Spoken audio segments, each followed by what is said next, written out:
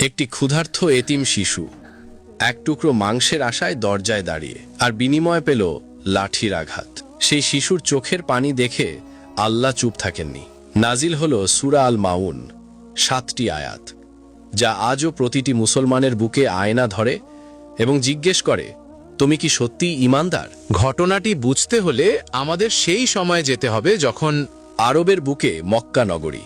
দূর থেকে দেখলে মনে হয় পাথরের বুকে গড়ে ওঠা এক স্বপ্নের শহর।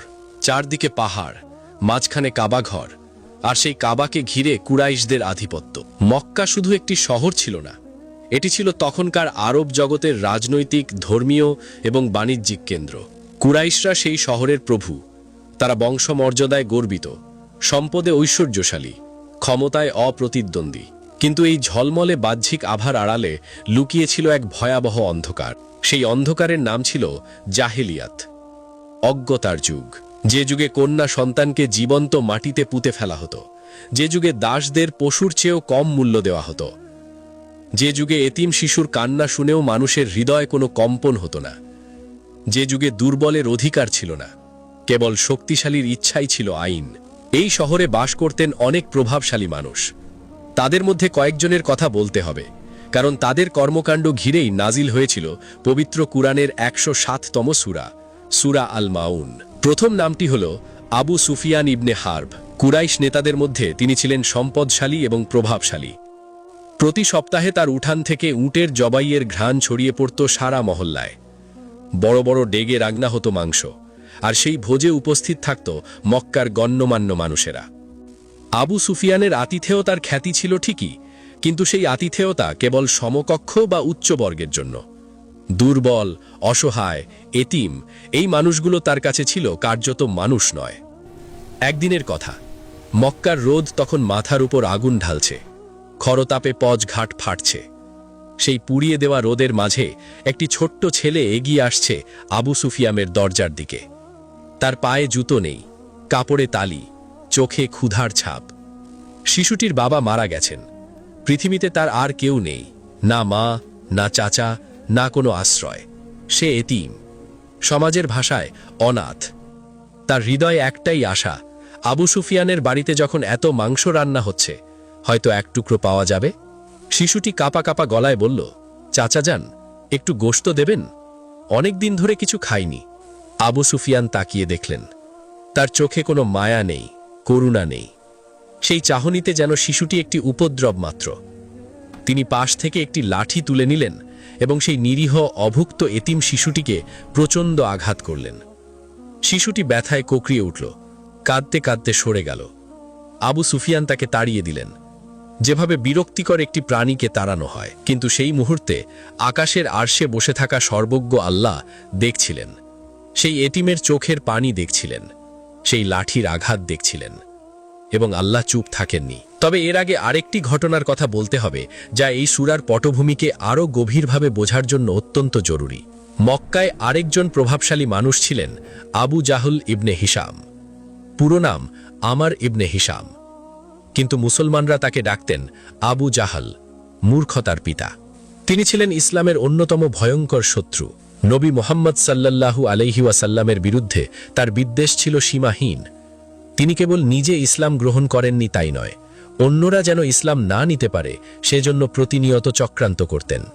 এই আবু জাহল একটি এতিম শিশুর ওয়াসি বা অভিভাবক নিযুক্ত ছিলেন। আরব সমাজে এটি একটি গুরুত্বপূর্ণ দায়িত্ব ছিল। কেউ মারা গেলে তার সম্পদ এবং অনাথ শিশুদের দেখাশোনার জন্য একজন অভিভাবক নিয়োগ করা হতো। আবু জাহলের ওপর সেই এতিম শিশুর পিতার সম্পদের দায়িত্ব ছিল, কিন্তু আবু জাহল সেই দায়িত্বকে সুযোগ হিসেবে নিলেন। তিনি শিশুটির সম্পদ নিজের কাজে ব্যবহার করতে লাগলেন, শিশুটিকে তার ন্যায্য অধিকার থেকে বঞ্চিত রাখলেন। একদিন সেই এতিম শিশু, তার শরীরে তখন একটিও পরিপূর্ণ কাপড় নেই, বলতে গেলে নগ্ন প্রায়, আবু জহলের দরজায় এলো। তার মনে সরল বিশ্বাস, বাবার রেখে যাওয়া সম্পদ থেকে কিছু পাবে।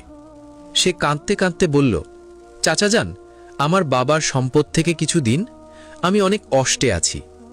কিন্তু আবু জহল তাকে ধাক্কা দিয়ে সরিয়ে দিলেন। তার ধমক শুনে শিশুটি থরথর করে কাঁপতে লাগল। আবু জাহল বললেন, দূর হও এখান থেকে, তোমার বাবা কিছু রেখে যায়নি। এটি ছিল সরাসরি মিথ্যা, কিন্তু যার হাতে ক্ষমতা সে মিথ্যাকেও সত্য বানিয়ে ফেলতে পারে। শিশুটি অসহায় হয়ে ফিরে গেল। মক্কার গলিতে দাঁড়িয়ে সে কাঁদতে লাগল। এটি দেখে মক্কার কিছু কুরাইশ সর্দার, যারা আসলে নিজেরাও ইসলামের শত্রু, তারা শিশুটিকে নিয়ে মজা করল। তারা বলল, এই ছেলে, যাও মুহাম্মদের কাছে, তোমার কথা বলো তাকে, দেখো সে কি করে। তারা এই পরামর্শ দিয়েছিল ঠাট্টার ছলে। তারা ভেবেছিল শিশুটি নবীর কাছে গেলে আবু জহলের বাড়িতে যাবেন, আর তখন দুই শত্রুর মধ্যে একটা বিবাদ হবে, হয়তো নবীকে অপমান করার সুযোগ তৈরি হবে। এটি ছিল তাদের কূটচাল। কিন্তু সেই শিশু জানত না এই মানুষগুলো আসলে কি চাইছে। সে কেবল জানত সে অসহায় এবং কেউ একজন তাকে মুহাম্মাদের কাছে যেতে বলেছে। সে শুনেছিল মুহাম্মদ সাল্লাল্লাহু আলাইহি ওয়াসাল্লাম ভালো মানুষ, আলামিন, সত্যবাদী, বিশ্বস্ত, হয়তো তিনি সাহায্য করবেন। শিশুটি পথ চিনে চিনে পৌঁছে গেল নবীজির কাছে। তার ছোট্ট বুকে বিশাল একটা কষ্ট নিয়ে সে দাঁড়ালো সামনে। নবীজি তার দিকে তাকালেন। সেই চোখে কোনো বিরক্তি নেই, কোনো অবজ্ঞা নেই, সেই চোখে আছে অপার মমতা, গভীর ভালোবাসা। শিশুটি সব বলল, কিভাবে তার বাবা মারা গেছেন, কিভাবে আবু জহল তার সম্পদ আত্মসাৎ করছেন, কিভাবে সে আজ পোশাকহীন অবস্থায় দরজায় দরজায় ঘুরছে। নবীজি সব শুনলেন। তার মুখে কোনো দীর্ঘ ভাষণ নেই, কোনো অজুহাত নেই। তিনি তখনই উঠে দাঁড়ালেন, শিশুটির হাত ধরলেন এবং সরাসরি চললেন আবু জহলের বাড়ির দিকে। এটা ভাবুন একবার, আবু জহল ছিলেন নবীজির সবচেয়ে বড় শত্রুদের একজন। তিনি নবীজিকে কষ্ট দিয়েছেন, গালি দিয়েছেন, মুসলমানদের উপর নির্যাতনের ব্যবস্থা করেছেন। এই মানুষটির বাড়িতে যাওয়া মানে বিপদে পা দেওয়া। কিন্তু নবীজি একটুও দ্বিধা করলেন না। একটি এতিম শিশুর ন্যায্য অধিকারের প্রশ্নে তার কাছে শত্রু মিত্র বলে কিছু ছিল না। মক্কার রাস্তায় সেদিন এক অদ্ভুত দৃশ্য তৈরি হল। নবীজি একটি এতিম শিশুর হাত ধরে হেঁটে যাচ্ছেন আবু জহলের দরজার দিকে। যারা দূর থেকে দেখছিল তারা অবাক হয়ে গেল। যে কুরাইশ সর্দাররা ঠাট্টা করে শিশুটিকে পাঠিয়েছিল, তারাও কৌতূহলী হয়ে পেছনে পেছনে আসতে লাগল। তারা ভেবেছিল এখন বিবাদ হবে, এখন আবু জহল নবীকে অপমান করবেন, এখন দেখার মতো দৃশ্য তৈরি হবে। নবীজি আবু জহলের দরজায় পৌঁছলেন এবং ডাকলেন। আবু জহল বেরিয়ে এলেন। সামনে মুহাম্মদকে দেখে তার মুখে বিস্ময়। কিন্তু আশ্চর্যের বিষয় হল তিনি অসম্মান করলেন না, বরং ভদ্রভাবে গ্রহণ করলেন। নবীজি সরাসরি বললেন, এই শিশুটির বাবা তোমার কাছে তার সম্পদ আমানত রেখে গেছেন, তুমি তাকে তার প্রাপ্য ফিরিয়ে দাও। পর্দার আড়ালে দাঁড়িয়ে থাকা কুরাইশ সর্দাররা নিঃশ্বাস বন্ধ করে দেখছিল। তারা ভেবেছিল আবু জাহল এখন গর্জে উঠবেন, নবীকে হুমকি দেবেন, বিবাদ শুরু হবে। কিন্তু তারা যা দেখল তা তাদের হতবাক করে দিল। আবু জাহল, সেই ভয়ঙ্কর আবু জাহল, চুপ করে ভেতরে গেলেন এবং সেই এটিম শিশুর সমস্ত সম্পদ নিয়ে এসে তার সামনে রেখে দিলেন। কোনো তর্ক নেই, কোনো প্রতিবাদ নেই। শিশুটি তার চোখ বিশ্বাস করতে পারছে না। যে মানুষ একটু আগে তাকে ধাক্কা দিয়ে তাড়িয়ে দিয়েছিল, সে এখন তার সব সম্পদ ফিরিয়ে দিচ্ছে। নবীজি শিশুটির মাথায় হাত বুলিয়ে দিলেন, তারপর চলে গেলেন। কিন্তু পেছনে থাকা কুরাইশ সর্দাররা আবু জহলের কাছে ছুটে গেল। তারা বলল, ওহে আবু জহল, তুমি কি মুহাম্মদের দিনে চলে গেলে? তুমিও কি মুরতাদ হয়ে গেলে? আবু জাহল তাদের দিকে তাকালেন। তার মুখে ক্রোধ নেই, লজ্জাও নেই। তিনি বললেন এমন একটি কথা যা শুনে সবাই চুপ হয়ে গেল। তিনি বললেন, আল্লাহর কসম, আমি মুহাম্মাদের ধর্ম গ্রহণ করিনি। কিন্তু যখন সে সামনে দাঁড়ালো, আমি অনুভব করলাম তার ডানে এবং বায়ে এক একটি বর্ষা আমার দিকে তাক করা আছে। যদি আমি তার কথা না মানতাম, সেই বর্ষা আমার বুকে ঢুকে যেত। এই কথাটি ইতিহাসের পাতায় লেখা আছে। আল্লামা কাজী আবুল হাসান আল মাওয়ার্দি তার আলামুন নুবুওয়াত গ্রন্থে এই ঘটনাটি বিস্তারিতভাবে বর্ণনা করেছেন। এটি নবীজির চারিত্রিক প্রভাবের এক অলৌকিক প্রকাশ। এমন মানুষ, এমন ব্যক্তিত্ব যার সামনে তার শত্রুও অন্যায় করার সাহস পায় না। এই ঘটনাগুলো যখন ঘটছিল, মক্কার আকাশে তখন ওহির বার্তা তৈরি হচ্ছিল। আল্লাহ তাআলা তার প্রিয় নবীকে পাঠাচ্ছিলেন এমন একটি বাণী যা কেবল আবু জাহল বা আবু সুফিয়ানের জন্য নয়, কেবল মক্কার কুরাইশদের জন্য নয়, বরং সমগ্র মানবজাতির জন্য একটি চিরকালীন শিক্ষা। জিব্রাইল আলাইহিসসালাম নেমে এলেন। নবীজির অন্তরে আলোর মতো এসে ভরে গেল 7টি আয়াত। সেই 7টি আয়াতই হল সূরা আল মাউন। আরো আইতাল্লাজি ইউকাজ্জিবু বিদ্দিন, তুমি কি দেখেছ তাকে যে বিচার দিবসকে মিথ্যা বলে? ফাজালিকাল্লাজি ইয়াদুউল ইয়াতীম, সেই তো এতিমকে ধাক্কা দেয়।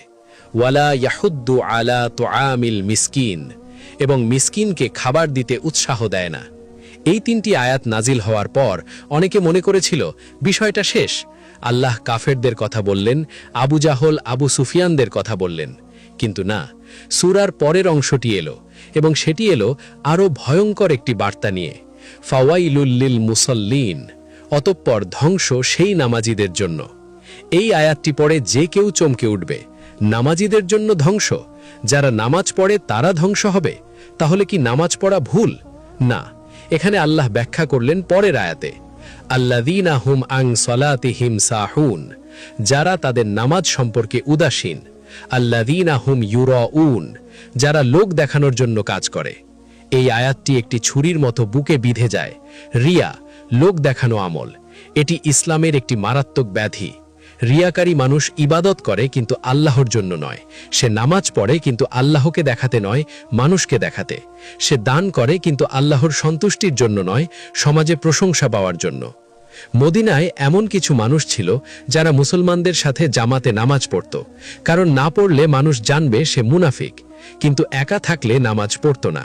তাদের নামাজ আল্লাহর কাছে পৌঁছাতো না, কারণ সেই নামাজের কিবলা ছিল কাবা ঘর নয়, মানুষের দৃষ্টি। ওয়ায়ামনাউন আল মাউন, এবং নিত্য ব্যবহার্য সামান্য জিনিস দিতেও বিরত থাকে। এই শেষ আয়াতটি, সূরার নামটি এসেছে এখান থেকেই। মাউন শব্দের অর্থ নিয়ে পণ্ডিতদের মধ্যে কিছুটা মতভেদ আছে, তবে বেশিরভাগ মুফাসসিরের মতে মাউন হল সেই ছোট ছোট নিত্য ব্যবহার্য জিনিস যা মানুষ একে অপরকে ধার দিয়ে থাকে। হাঁড়ি পাতিল, বালতি, সুই সুতো, কুঠার ইত্যাদি। কেউ বলেছেন এটি জাকাতের কথাও বোঝায়, কেউ বলেছেন এটি সামান্য সাহায্যের কথা বোঝায়। এই 7টি আয়াত মিলে একটি সম্পূর্ণ ছবি তৈরি হয়। সেই ছবিতে 2 ধরনের মানুষ আছে। প্রথম হলো সরাসরি কাফের, যে মুখে বলে বিচার দিবস নেই এবং কাজেও সেটা দেখায়। সে এতিমকে ধাক্কা দেয়, মিসকিনকে খাওয়াতে উৎসাহ দেয় না।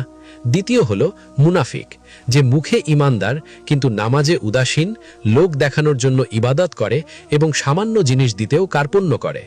প্রিয় পাঠক, আমি কি প্রতিদিন এই প্রশ্নগুলোর মুখোমুখি হই? আমার ঈমান কি কেবল মুখের কথা, নাকি এটি আমার প্রতিটি কাজে ছড়িয়ে আছে?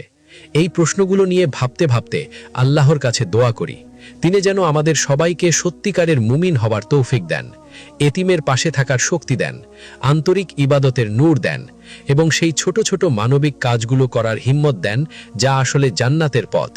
আমিন।